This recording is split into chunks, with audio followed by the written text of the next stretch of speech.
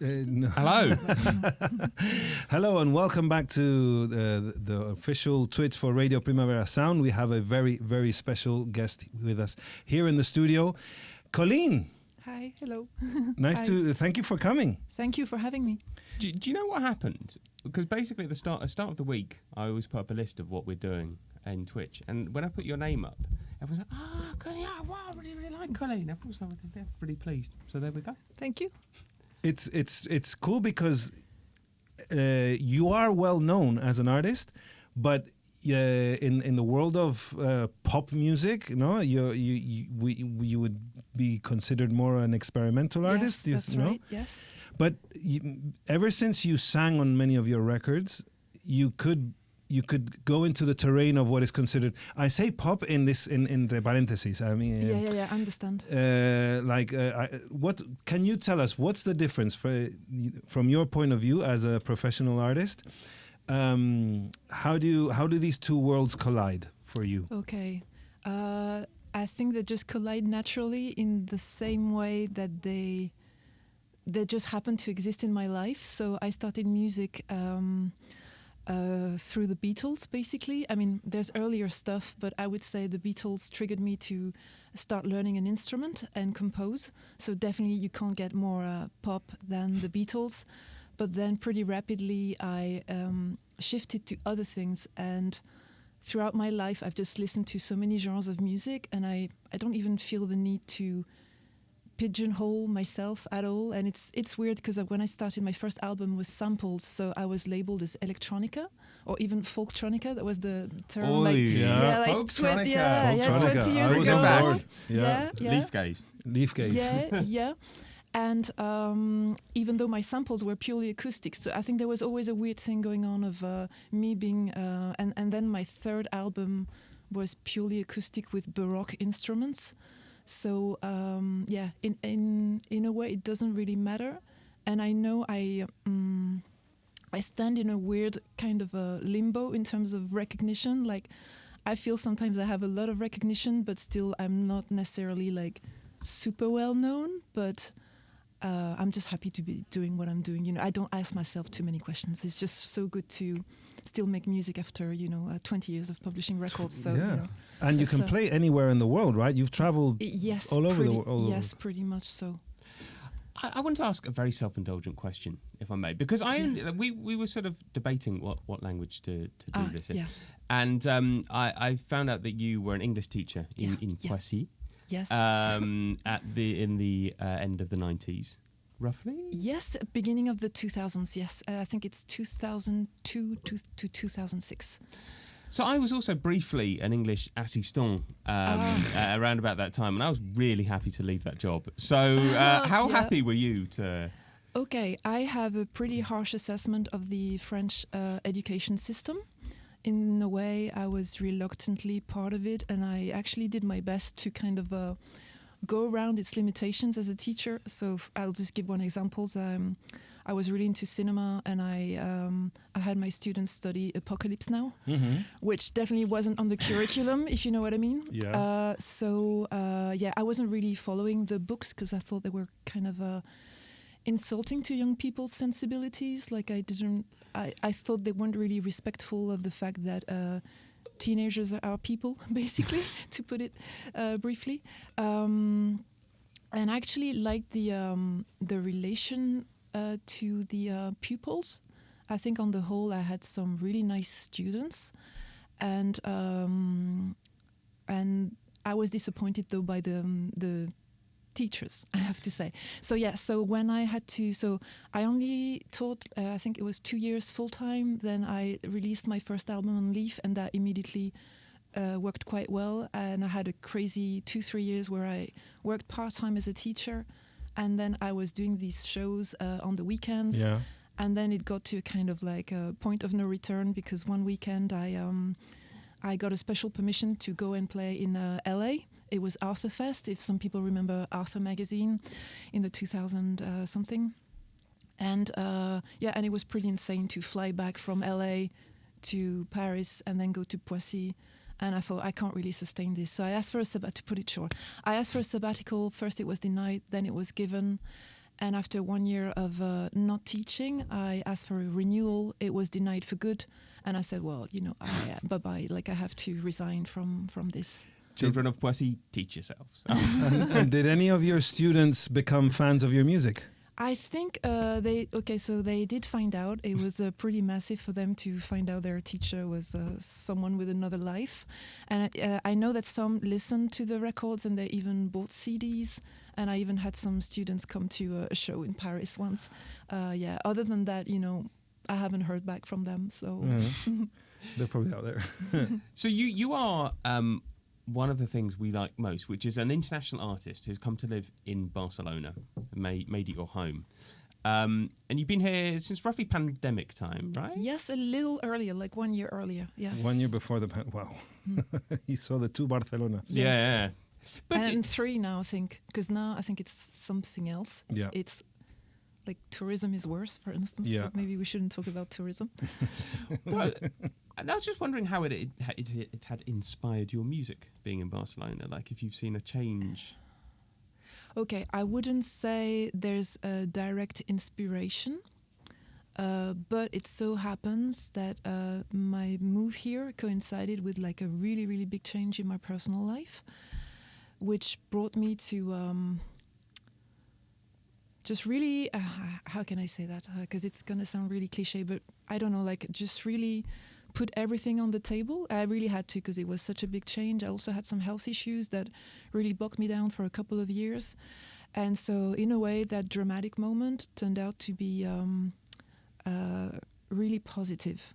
And the funny thing is, going through this sparked a new wave of creativity. In fact, it's the biggest wave of creativity I've ever ridden, which I wasn't expecting, because I think as you get older as an artist, I think if you create, we've all been there thinking maybe like the source from which this comes, which is kind of a mysterious thing, like it could tarry, is that the word? Like it could, no, maybe that's not the word.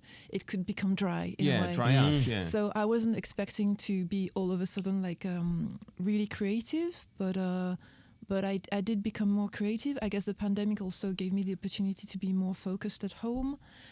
And I think the inspiration is mostly that it's coincided with this new direction in my life. Well, you have a song from that period when you were, in Barcelona and after the breakup that was such an impact in your life. A song called "Gazing at Torres, Santa Eulalia," which is basically how you would look at details in the city and it would make you happy, to see the statue of Santa Eulalia. Or it would become a symbol of the moment I was going through. And obviously, I'm not comparing myself with the saint Santa Eulalia because that would be really stupid. But yeah, there was something beautiful about seeing the statue at the top of the cathedral. Now the cathedral square has become the bane of my life, especially with the Christmas market right now. But yeah, that song is kind of my homage to Barcelona, and how, like, I really feel for that year the city became my haven. I really loved just walking through the city and exploring it, and I think for all its flaws, which I think are mostly due to the tourism the mass tourism. It remains an incredible city. And when when I go home, I'm from a really small town in France. I can't help but see how wonderful it is, really. I think I think it's easy to become jaded, but if you come from a really great, flat, no cultural life area, actually when I come back here, I'm like, hey, this is actually pretty good. But this is strange to me to hear, because France is kind of like one of the strongest cultural countries in the world, in the sense of... It depends where you are. It's like in Spain, if you come from a really isolated or a small town, and if you come from Madrid or Barcelona, that's not the same thing. I mean, I did have a really brilliant time in Paris for 11 years. I think that city was very... pivotal to how I approach music as well. That's where I was able to, go to good record shops, and that was the time when you were still like listening to records on these like listening stations. I did that for like 2-3 years when I was still studying English over there, and then I used to go to the public libraries and just borrow like so many records. Like I can still remember like borrowing like Otaker and Boards of Canada. You know, that I borrowed them because I didn't have any money to From buy. a library? Yeah, the public libraries have everything. Liquid Swords by Giza, that's also a record that I borrowed there. Wow. So much stuff. Yeah, some people like they curate the collection, you know, some guys who are like really into music and they're given the job of like curating. That is such a dream job. Yeah, it is. No, but like Barcelona public libraries have quite good music in sometimes as well. But I was about to with, say, No, with the internet, I guess now there's not so much of a pull towards public places, but 20 years ago that was a different story. Yeah, I used to go into my public library in Paris as well. I used to sort of get out a lot of like, really good music as well. Like I remember, you know, 'cause I couldn't really afford to buy it. They had loads of things. Big up. Ethiopic, for instance, I got the whole series from Little cassette copy, maybe. No, CD. Ah. I used to burn CDs. CDs. I burnt many CDs. Yeah, you have to do what you have to do. You know, look. Well, that's another garden. But going back to this, the concept of finding happiness in small little details of a city like Barcelona. What details of the city are making you happy right now? Like that you like. You know, you mentioned in some interview that sometimes it can be the perfect coffee at 11 in the morning, but be specific. Here, I read it somewhere. Yeah, you said it kind of. You must have said it on the fly. Yeah. But you were talking about gazing at Taurus Santa Eulalia, how that that statue would bring a sense of joy. What other little details of Barcelona are making you feel little impacts of joy? Okay, I have to be honest. There are fewer of them now. I think. Mostly because my head is in a lot of work things. And when I say work, I mean from promotion to actually thinking about music, rehearsing and stuff. So I feel I'm less present in the city, which is kind of a shame. I am actually going to say that I'm not going to tell you my favorite places right now because I want them to kind of like remain secret. Fair enough. I'm really enjoying going to El Maresma. Yeah. So going to one of my close collaborators, Luis Torroja, he's my kind of like my official like press photographer now, and he did a mini documentary on my previous album, The Tunnel and the Clearing. He lives over there. I was with him yesterday, and just when I arrived in Montgat, it was like brilliant. 20 minutes away from Plaza de Catalunya, and it feels like a different world, a different pace. So I really like going up to these small towns outside of Barcelona and. Chilling out. Is that where the picture? There's a recent press picture you took, which you kind of see. It's like on a rooftop, and you can see some sort of chimneys in the background. Oh, that's not a rooftop. That's that's where Primavera Sound takes place. It's just slightly off, and it's the chimneys of Montgat. The Central de Sanabria del Besos. Yeah. Which is my favorite. Okay, that's my favorite landmark actually in Barcelona. It's the three chimneys. San Andrea. Technically speaking, but I think it's just, and I dream of someone making a cultural center over there. I think this would be amazing. And you've got that that anise fabrica nearby there as well, that still has the iconic sort of logo of the anise bottle monkey. That whole area, I know. I sometimes cycle down that area as well because it's super chill. There's no one ever there, and then you've got the little Chinatown happening there where there's lots of like Chinese restaurants and stores. There's this huge like hypermarket of just Asian products, much cheaper than because that's where they buy them to sell them in the smaller supermarkets. So if you want to go, I don't know, and stack up on sesame oil and stuff like that, that's the place to go. Yeah, actually, I know one place I still like a lot is the Espigon of Hotel Vela, the jetty, and also I associate it with funny moments after the when we got out of the pandemic and we were allowed to go out for like 2-3 hours. Just people like training like crazy and like really overdoing it, but in a really chill way, which is one of the things I appreciate most about Barcelona is this spirit of tolerance that you have on the whole. And like people, I don't know, if they just want to do crazy stuff outside, like they don't mind being seen. It's perfectly normal, and I think that's actually pretty rare. So I kind of like that, and riding my bike along the sea. That's also one thing I like. All that area because there's so many glass buildings with where you can people doing their dance routines like teenagers. That's like all over Barcelona, the Forum, wherever there's like even this office. All the 30 teenagers getting together, you know, and doing their dance routines. This happens in CCCV a lot. I like that a lot. Yeah, because it's like, what a great way to spend your time. Other teenagers, they're like doing their selfies for their Instagrams and they're like posing like, here, now take my photo with the palm trees, whatever, you know. But at least they're staying out of trouble. And skaters. I want to ask about your most recent album, Le Jour et la Nuit du Réel. Album of the year for me. Really?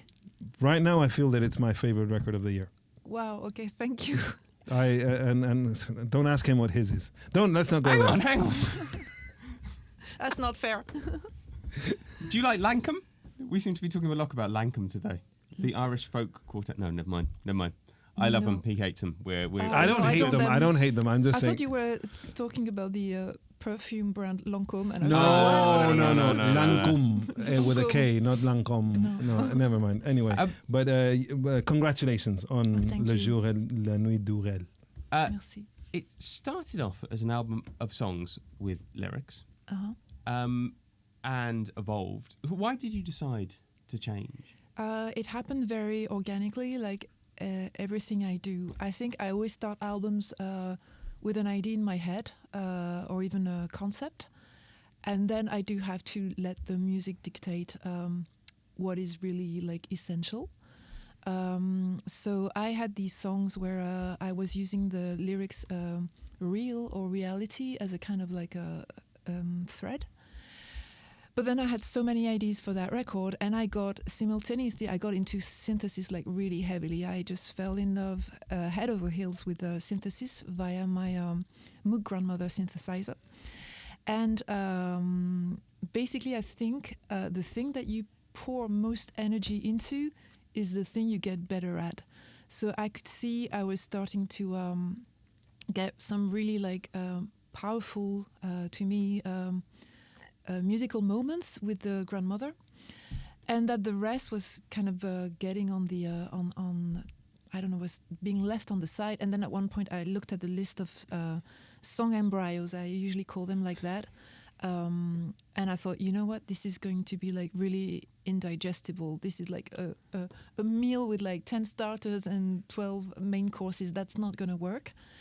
And so I had this concept in mind, which is kind of hard to explain in few words, but it was about trying to explore the concept of reality, both real reality, but also emotional reality, the reality of someone who might have mental health problems or a neurological disease. This part being inspired by the fact that my dad has Alzheimer's, and right as I was making the album, like he was really like slipping deeper into the disease, and I was often telling my mom, you know, he lives in a parallel reality. So I was really like questioning this concept. And with synthesis, you can take a same sequence of notes, like the exact same thing, and then through how you patch your synth through your settings, you can end up with things that sound like completely different. And I realized, okay, this is the best expression of my concept. This is like way more powerful. It's also more subtle. And so I thought, okay, I'm ditching the lyrics, I'm ditching the drum machine, the organ, and it's just going to be the grandmother into my two favorite delays, and that's it. Because and the album is divided into day and night sections. Yeah. I was wondering, do you make music during the day or at night, or does it depend? Both. I have I had, let's be optimistic, I had an insomnia problem. So I try not to, if I get inspired in the evening, I try to be kind of serious and maybe stop at 12 or 1 in the morning max. And then with this album, the thing that happened was I managed to discipline myself in a way that had never happened before, because I actually find it hard to just concentrate and make music. There's always the pull to maybe, okay, check my email. I always have email that I must reply to. Or, hey, maybe I should cook something now. Or the cats, I have 2 cats. The cats want my attention, you know. So I forgot what the question was. Do you work more at night or at day? No, so I worked I'm not a morning person. I hate getting up. So it's usually afternoons and late evening. I really like that. Well, we are familiar with one of your cats at least. Let's see if we can see this. Let's see if we can see your video. Love this video. There he is, fast asleep. What's his or her name? That's Sol. He's a guy. The two guys. Soul. And the other Sol. one? Clay. Clay. Like the painter Paul Clay. And does he usually sleep there? He loves. It's a problem actually. I've made 2 more videos recently, and I've had to keep him out of the studio. He's basically, well, he's obsessed with being with me, and he's obsessed with. He really loves the studio. Sometimes he sleeps on the studio table. He does love getting up on the Space Echo. He steps over everything. He's the king of everything, basically. Has there ever been any problem? Like, does he do his doo-doo and pee-pee? No. They're super. Both of them are super great about that. There's never any accident. Yeah, So, cats are good in that. You know, a dog would be different, maybe. Well, you know. I have some friends who have cats, and there have been accidents on gear. Oh. So, but the crazy thing about Sol is there are sliding doors in this flat, Yeah. and Sol has learned how to open the sliding door, which is really heavy, with Wow. his claws. Oh. So it's like a horror movie. It's like Oh a my Jack God. Nicholson. All of a sudden you hear the door opening. Who's there? And you see the pole like getting in. Yeah. Do you store and collect a lot of equipment? I am actually. I'm actually remarkably adverse to buying gear compared to a lot of people. I think I'm unusual in that sense. In general, having lots of things around me just makes me nervous. I don't like it, whether that's clothing, shoes, books, records. I tend to thrive in a minimal environment, and creatively, it really helps me to have just very few instruments. So, for instance, if we look at these videos. It looks like I have a little, I guess some people would say not much gear. Other people would say that's, well, in any case, it's very, very nice gear. And the thing is, I've been lucky enough to start working with Moog synthesizers in 2017. Mm-hmm. And this went beyond my expectations, because when I met them, I had never been given any single piece of equipment, and I was always wondering, like, how do other people get companies to give them gear? Yeah, Fender guitars and yeah, whatever. And so I went for a session at their Moog Sound Lab, and that was to mark the end of the production of the Mooga pedals, which are like really iconic, and now cost a lot of money. And they gave me 3 Mooga at the end. They were even going to give me 4, but I didn't have the capacity to bring them back. And after that, they gave me the grandmother. So I think I would have probably bought a Moog synthesizer even if they hadn't gifted me the grandmother. And maybe it would have been the grandmother, but I don't know. And recently, they asked me to beta test the plugins version of the Mooga. wow. And they were going to pay me. And I said, hey, instead of paying me with money, would you be okay paying me with a matriarch, which is their other synth, like main synth? And said yes, sure. So the amount of gear that I have is actually, a lot of it has been gifted, which blows my mind. They sound like nice people. Yeah, what was it like? Like, you went all the way so to North Carolina, right? To the studio and the and the factory. factory. Yeah. What's it like? Is it was like a typical small village? And it's a small town. It's remarkable. I guess it would be the equivalent of having Moog in Girona. You know? I was going to say Vic, but probably more like Girona. It was amazing. Sadly, they've been sold to kind of like a big conglomerate that has many more companies, and people are really pissed off because I think I'm not mistaken if I say half of the workforce was laid off, or I think the idea is that they were laid off with a nice package, but I'm not sure how true that is. And the people I was in touch with, they're gone now. So I think it was kind of a miracle that I managed to get this work relationship with them, and I'm not really counting on it anymore.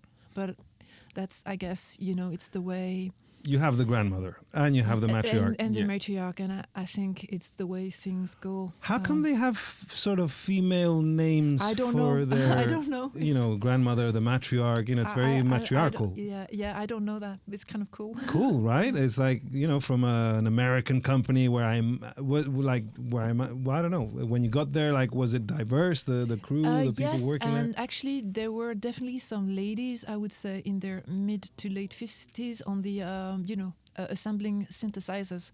Well, historically... Which surprised me. It was surprising me. I was expecting to see mostly men in their 30s, 40s, and younger people. Hang on, wasn't there a story behind the Mexican lady who made the circuits for it was an amplifier. It wasn't a synth. I think it was an amplifier, and I think she worked for Fender. I don't know. There are several stories about ladies. I think there's one in Japan. I don't want to say something that's not as true, but I think there's also been a story about a Japanese lady who's now really old and who was working maybe for Roland or Korg or like one of the big companies. Yeah, because they were, they I don't know, it's a cliche, but a lot of these companies back in the days, in the 60s or 50s, when all these companies were bigger, the workforce, the women were very good with small circuitry because, especially if they'd been accustomed to seamstress. I don't know. I'm making things up now. No. But I sew clothes. Most of my clothes I sew. So but I don't solder actually. I have a lot of respect for people who make synthesizers, people who can repair them. That blows my mind. Yeah. It's kind of a lost art because technology is changing and evolving. But I still haven't seen it. Did you see Sisters with Transistors? I did. Yeah, very, very beautiful documentary. Yes. Yeah, because Eliane Radigue and all these and you can watch it on Caixa Forum Plus. There we go. And filming, and it's on filming. It's on filming. So I wanted to ask briefly from Cats, because you released in June Conditional Moog for animal shelters. Yeah. Oh yeah. Is it presumably that's animal welfare or something that's close? Because you support a shelter for greyhounds, right? For yes. galgos. Well, that's just this month, so it's brilliant that we can talk about this. So I adopted my 2 cats from the Liga de Protección de los Animales aquí in Barcelona, and basically, so Conditional is this song that I made to beta test the plugins. And Moog said, okay, we're going to put it on our SoundCloud, but after 3 months, you get the rights back. You do whatever you want with it. Very nice. So yeah, such nice people. They did the same thing for the session that I had made for the actual physical Mooger Fuggers in the Sound Lab, and I put it on Bandcamp. And I think I got maybe like $126 the first month of sales, and I think because I'm following and liking the posts of the Liga de Protección de aquí, de Barcelona, a shelter in Colombia started following me, and I was so impressed with the way. So it's a dog shelter. The dogs are basically free, so it's a very different system to how most shelters operate in Europe, I think, because mostly dogs are kept in cages in shelters. And these are like really big dogs, like 90 huge dogs. And they just seem to get on well together, so well. And I was also thinking, wow, I'm not a specialist of Colombia and Latin America, but I know from friends who are from there that there are like very serious human rights issues, violence issues. And I was thinking of the amount of courage it takes for people who could just be preoccupied enough with just protecting their own skin, basically. And I was thinking, wow, like the amount of commitment it takes to go to your shelter, which is basically, it's how can I say that? It's just like a rough, what do you call that? Like just ground, it's rough ground. You've got 90 dogs, and it's about, saving as many as you can and feeding them, which like 90 dogs, I mean, when I see like the amount of food my cats eat, and I thought, hey, actually, I don't need those $126, I'm lucky enough that I make a good living from my music. And I thought, I'll just give it to them. And I thought, hey, why don't I do that just every month? Pick a different NGO. shelter or rescue organization. So there was them. Then there was a foundation, Fondation Trifolium, which is in Casteldefels. They do cats and dogs. They actually have the dogs also like free, which is really, really cool. Then I did for 2 months organizations in Ukraine, because also it's really impressive as well that in the middle of war, people are still trying to save animals over there. And yes, and this month I decided to do something for galgos, the Spanish greyhounds, because that's a massive scandal in Spain, because these greyhounds, for people who don't know, greyhounds are not considered animals, they are considered tools of the hunters who use them. Wow. Which means basically you can torture, you can kill, you can abandon a greyhound. That's no problem. Spanish law doesn't care. Doesn't protect them like they protect others. Yeah, and there's been a reform of animal welfare recently, and again they left hunting dogs out of the. Which makes no sense. And is that because there's a strong lobby from hunters? I'm sure that's the case. So there are about 50,000 galgos abandoned every year. Oh my God. Yeah, which it's really insane at the end of the hunting season when they're no longer good for hunting. Oh yeah. So so this month, if people want to give a helping hand, it goes to a foundation in Sevilla. And so basically the idea is that you go on my Bandcamp, you buy one of the 2 Moog collaborations that I've done, and I give 100% of the donation. I cover the PayPal fees, I cover the Bandcamp fees, and I send that to the foundation at the end of the month. I thought one thing that was fascinating was looking at your Bandcamp. You said exactly how much every month. So it was like you could know exactly how many. Well, basically, you could work how many downloads you'd sold, and I thought it was really, really transparent, which I really enjoy. It's like this month. I'm very new to this, and I'm trying to. I'm very grateful that people have given. I think we are at more than $1,200 in 5 months. I think that's really crazy. Wow. And I'm going to open it to more songs as well, because I understand people maybe they're not going to buy the same song several times. But so being transparent is the least I can do, And I'm kind of new to this. Text-wise, it's not going to work out very well for me because, for instance, the Ukrainian organization, they have other things to do than send me a tax certificate. Yeah. But it's okay, I don't care, It's just very grateful that people are into it with me. Yeah, that's good to do. Well, is it tomorrow? Tomorrow, Tomorrow you're performing at the auditorium here right there, the Auditorio here of Catalonia. What a beautiful place to play. What a great place. Yes. And what a great place to listen. Will it be mainly focused on this album? Because it's just this album, yes. Yes, I hope you're coming then.